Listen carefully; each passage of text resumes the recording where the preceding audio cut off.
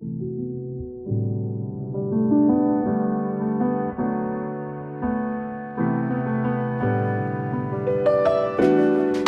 think there is so much uncertainty for all of us. And then for athletes, everything has been postponed or cancelled. And so a lot of athletes are, like most of us, in this place of uncertainty, not knowing what's going to happen. Especially with the Olympic athletes, I think it was a lot of the guys were really anxious before they knew what was going to happen. Once the games got postponed, I think they were able then to kind of readjust and refocus. But I think a lot of them are really just trying to focus on 1 week at a time and getting into a routine, getting into a structure. But some are doing okay, but some are really battling.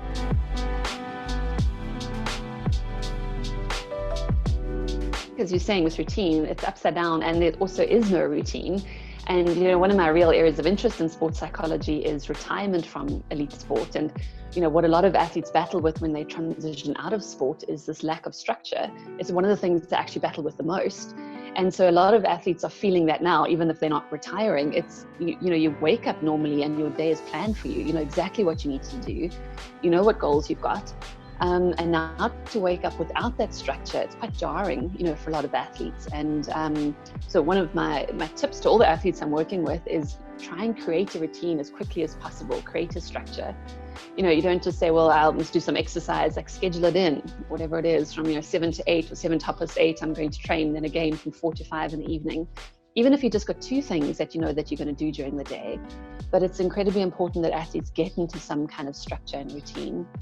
I think the other thing is for them also to remember, as much as it's hard and dreams are being delayed, and for some athletes it's also tough because their careers have ended now, but it will start again. Sport will start again, and the world will continue to carry on, and what you do now is going to be affected then. So how can you help them, when I say to stay focused, realize that you can link what you're doing now to the future? Because otherwise guys are thinking, well, there's no more rugby or there's no more cricket, might as well not train.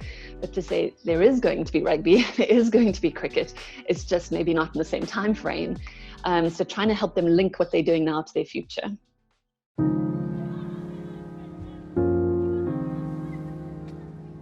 The first step really is being able to say the players have access to a sports psychologist. In South Africa, there's still sometimes a bit of a stigma. They hear the word psychologist and, athletes can get a bit freaked out because they think there's nothing wrong with me.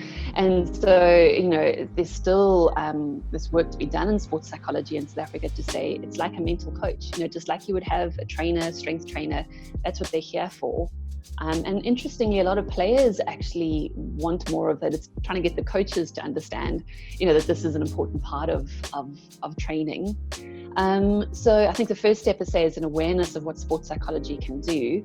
And then ultimately, it'd be wonderful if you could have, a permanent sports psychologist. I don't think it's absolutely necessary. As I said, as long as there's someone that the team is working with, and a lot of, like myself and a lot of people that I know working in sports psychology in South Africa, we're not employed permanently by one team, but we see the players, we do regular workshops with them, whether it's once a week or twice a week or twice a month, or something like that. There are some changes, like in the world at the moment. I know the NBA, in the States, the National Basketball Association, NFL as well, have put out some rulings at the end of last year that there has to be a permanent member of staff that looks after the mental well-being of athletes. And I think there's a growing awareness, not just of performance, mental skills for performance, it's actually around mental health.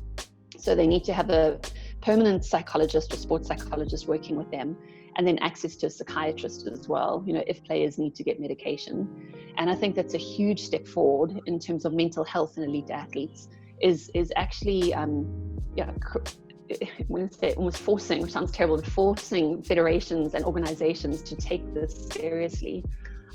So say in South Africa, we need to get there, but the first step definitely is just awareness that it's needed. And then if we could get permanent sports psychologists, that would be amazing.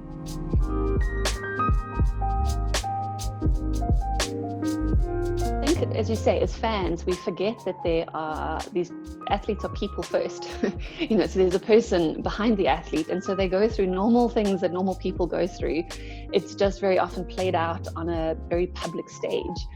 So if I make a mistake in work, no one knows, but again, a soccer player, if you miss a goal, everybody knows. So it's, your life is lived very publicly.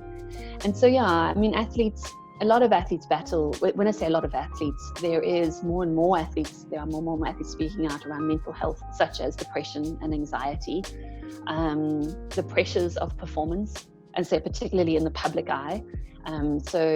Pressure to perform. And certainly those athletes that are also doing really well, the successful ones, there's also the pressure of expectation. I mean, we all do it. We watch our national teams play. We all want them to win. There's all this pressure. If they lose, we all get upset. And, so it's a huge pressure on these athletes to perform day in and day out, not just once, at the day in and day out, we want them to be able to perform. So a lot of it, as I said, is around performance. But it's also, as I say, they're people, so they have issues in relationships, issues at home, just whatever it might be. As I said, they go through some of the normal stuff that we do, but it's just a little bit, it's heightened in some ways. And also, interestingly, I think, as you say, because we have this idea of athletes being mentally tough and strong and especially for guys, kind of the height of masculinity, it's actually difficult for them to ask for help sometimes, because the sports world sets it up. You and I can kind of go ask for help because we're not seen as necessarily these mentally tough players on TV. But for athletes that are, I say, they can sometimes feel like it's weakness and feel like, oh goodness, I mustn't say anything to anyone. So so that for me is trying to also help players to speak about it and say it's okay not to be okay. But those are some of the things anyway that they go through.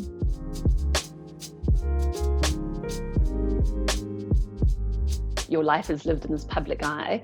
And you say everybody has a comment. Even if you win, sometimes you didn't win by far enough, so it's even when you're doing well, like people still have things to say. And, a lot of athletes, you can't completely ignore it because, of course, you're going to go into social media, you're going to see some things. But as far as possible, very often for athletes to not read all of those comments. And a lot of the guys stay off it, certainly if they get closer to competitions or after competitions as well. It's just not helpful. But the other way as well is to, and I say it's not easy for the guys, but we often speak about trying to develop this sort of inner circle of voices, that these are the voices that you trust, and accepting that there are going to be people saying good things and bad things about you. And it's very fickle public. You say you're great the one minute, you're terrible the next minute. But trying to help athletes identify what voices, which people in a sense, they actually should be listening to.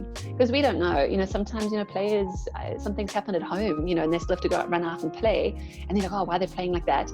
But, they've got all this other stuff going on at home. So they have to really have these inner circle of people that they trust. And that's helpful when if they do go on and see these different comments, it's better able anyway to be able to ignore them. But it is difficult for the guys. And I think for a lot of female athletes, it's even more difficult because they often comments not just about how you're performing, but about how you look. There are all sorts of things about how you look and this and that. And often it's terrible. Us women are our own worst enemies. It's other women pointing out, you look like this and did this and your hair is like this. And, so it is tough for the players. But I say the best thing is to use social media as they can, when they go on and post what they want to, but not necessarily go and look through all sorts of things, and stay off as much as possible. It's necessary, and social media can be amazing. It can be great when it's used for good. But as I said, when they do read those comments as well, just to be able to take it where it comes from.